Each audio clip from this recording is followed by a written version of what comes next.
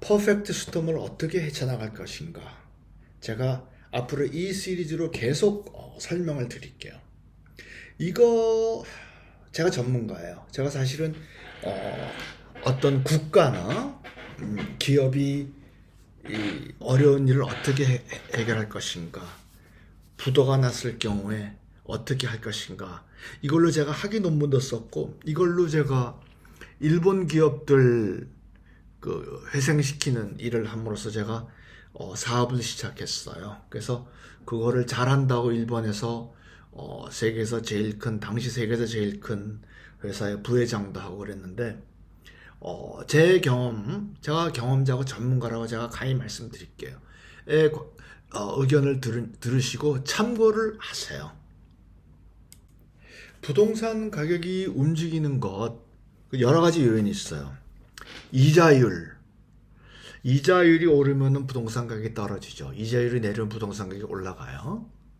당연하죠. 같은 월급 받는데 이자율이 싸면 더 큰 집을 살 수 있지 않겠어요? 지금 그런데 이자율 때문에 부동산 가격이 폭락하는 거는 제가 말씀드린 이유로 인해서 어느 정도 중지가 된 것 같아요. 그 다음에는 오를 것이다, 내릴 것이다 하는 의견, 이제 이거의 그 상호작용 때문에 부동산 가격이 오르거나 내리거나 해요. 그런데 누구나 내릴 것이라고 생각하고 있잖아요. 그럼 벌써 저점이 가까운 거예요. 누구나 내릴 것이다 하는 그런 이유가 있으면은 그것 때문에 더 내려가진 않아요. 오를 것이다, 내릴 것이다. 이제 주식은 벌써 누구나 내릴 것이다라고 생각하면 벌써 올라가기 시작해요. 근데 부동산은 누구나 내릴 것이다라고 생각하면은 조금 더 내려가요. 그러고 나서는 올라가기 시작해요. 근데 제가 보기에는 이미 부동산 가격이 내려갈 것이다라는 생각이 벌써 한국 전반적으로 이제 합의가 있기 때문에 심리적인 요인으로 추가 가격이 내려가는 건 없을 것 같아요. 그렇다면 부동산 가격이 이제 내리는 걸 중지해야 되잖아요. 그런데 조금 더 내릴 거예요. 왜냐면은 부동산 가격이 한참 오를 적에 그것 때문에 정부가 사과하고 뭐 야단 났었잖아요. 그래서 그때 부동산 가격이 내리는, 부동산 가격을 상승을 억제하는 정책을 왕창 도입했어요. 정치적인 결정이었어요. 내가 그렇게 하면 안 된다고 그렇게 얘기를 했죠. 그런데 그 정책 효과가 지금 나타나는 거예요. 지금 사실은 내가 그 경제라는 거는 그 선행지수가 있고 후행지수가 있어가지고 벌써 부동산 경기가 피크에 와서 이제는 조금 있으면 내려가기 시작해서 급히 내려갈 때 그때 부동산 가격이 너무 높아요. 그래서 부동산 가격을 억제하는 정책을 써야 돼요. 그때 부동산 가격 억제 정책을 쓰면 제가 그때도 얘기했어요. 자, 부동산 가격이 정말로 내려서 정말로 고생할 때 그때 오히려 그 각종 정책들이 더 내리는 압력을 주는 거예요. 지금 그래서 부동산 정책 올라가는 조치를 막 취하잖아요. 이거 효과가 날 때는 그때 부동산 가격이 다시 올라가고 있어요. 근데 이 경제 정책 이걸 하시는 분들이 뭐라 그럴까, 좀 타이밍 이런 거를 좀 아셔야 돼요. 근데 그게 좀 없죠. 그리고 또 계속 내려갈 이유가 사실은 심리적으로 사람들이 내가 아까 말한 이유 때문에 누구나 다 내려갈 것이다 라는 생각이 있으면 벌써 부동산이 올라간다 그랬잖아요. 근데 그렇게 되려고 그러면은 거래가 있어야 돼요. 거래. 그래서 부동산 거래. 그래서 제가 그 부동산 거래를 활성화시키는 여러 가지 정책 아이디어를 제가 많이 제시하고 있는데, 일단 거래를 가격이 떨어지더라도 거래를 만들어주는 그런 정책 수단이 몇 개가 있는데 그 거래가 있어야 돼요. 그러고 나서 우리나라 같은 경우는 특히 빚을 못 갚는다. 그래서 부도가 났다. 그래서 그 다음에 어떻게 한다. 이런 그 과정이 굉장히 스무스하지 않아요. 그거를 스무스하게 해줘야 돼요. 그러면은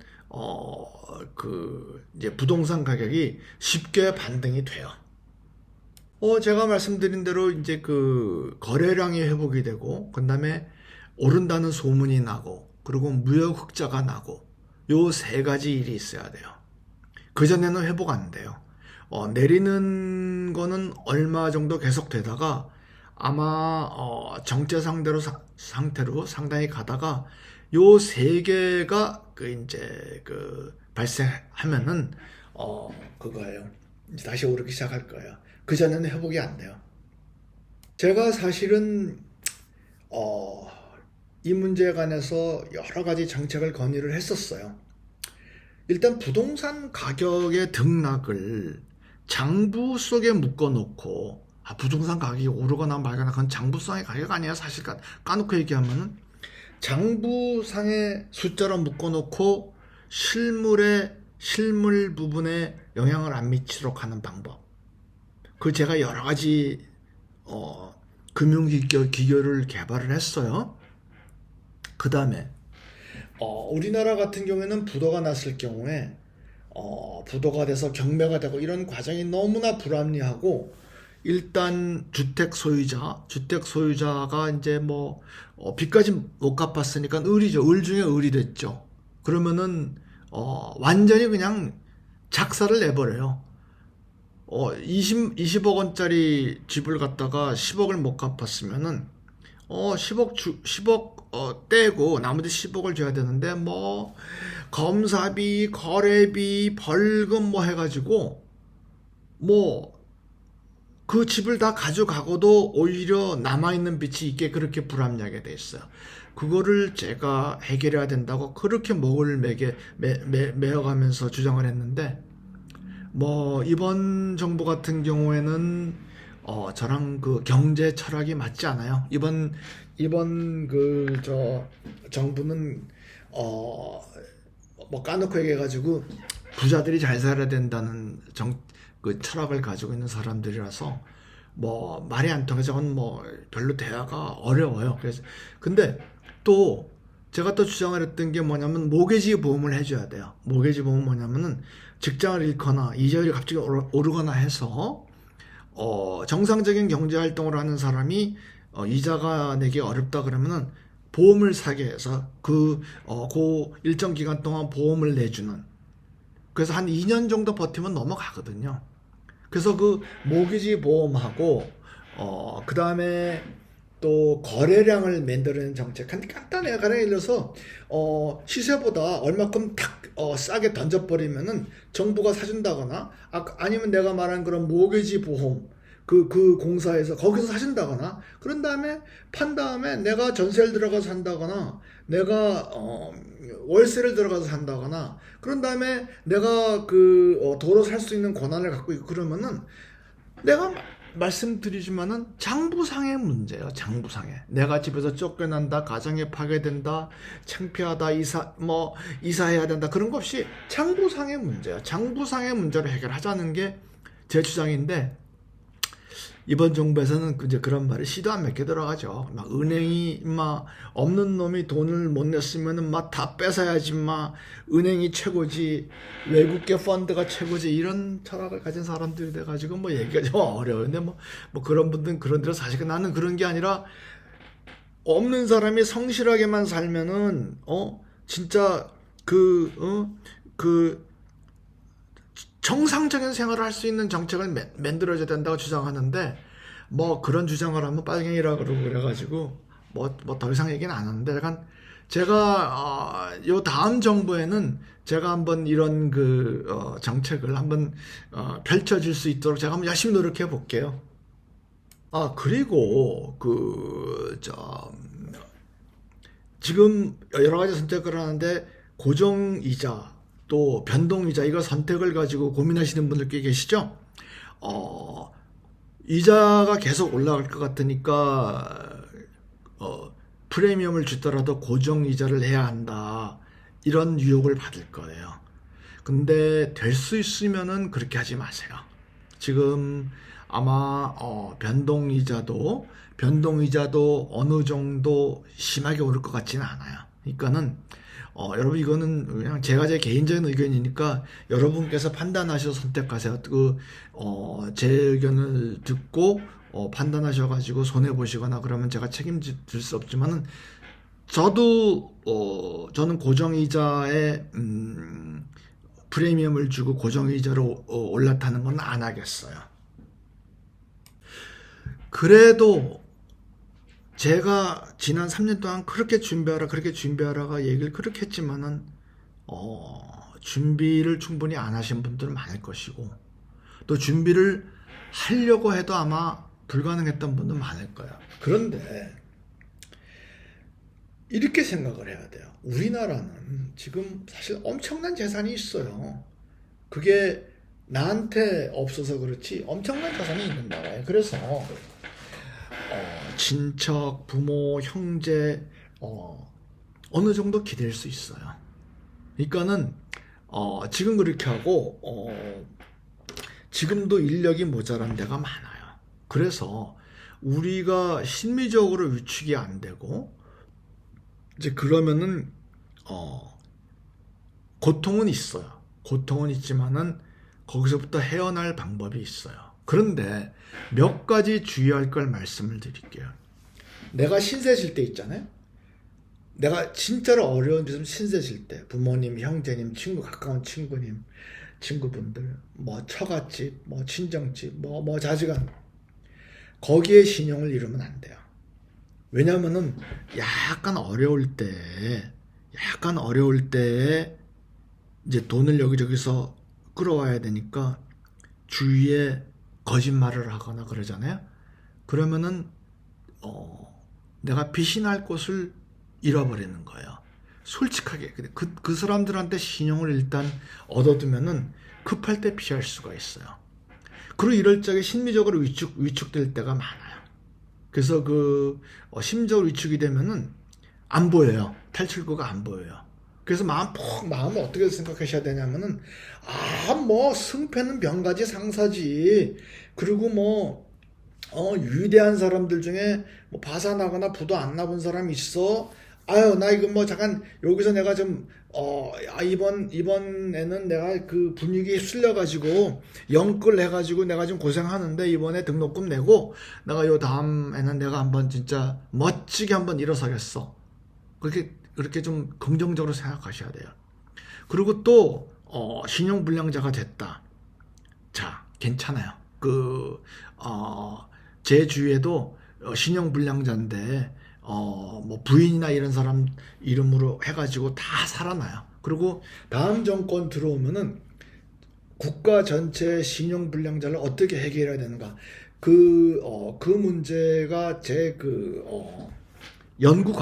경제학자로서의 연구에 어떻게 생각하면 제일 큰 성과예요. 제가 그 관련으로 사람들이 돈을 못 갚은 사람은 어떻게 해야 되는가, 사회적으로 어떻게 해야 되는가, 그리고 기독교에서 말하는 희년을 선포한다는 건 뭔가, 이런 거 가지고 앞으로 유명 언론기관과 협조해서 제가 그 교육방송도 계속 하려고 그래요. 그래서 다음 정권 들어오면은 신용불량자들이나 또 빚을 못 갚는 사람들에 대해서 어떤 혁명적인 조치가 있도록 제가 한번 열심히 노력할게요.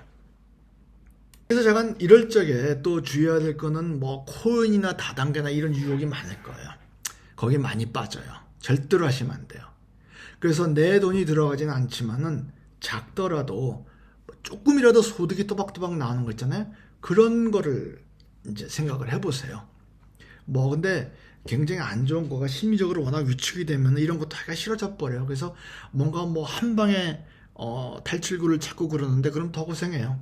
근데 우리 회사가 사실은 IMF 때도 이제 이런 프로그램을 했었는데 제가 도움을 드리고 싶은 그만큼 많이는 도움을 못 드렸어요. 그런데 이렇게 한번 해보세요. 우리 회사에서 나눔 프로젝트라고 있어요. 이 다음 페이지에 웹사이트 가면 나눔 프로젝트라고 있는데 큰 돈이 벌리지는 않을 거예요. 네. 근데 이제 텔레비 보시면서 하거나 그러면은 소득이 생겨요.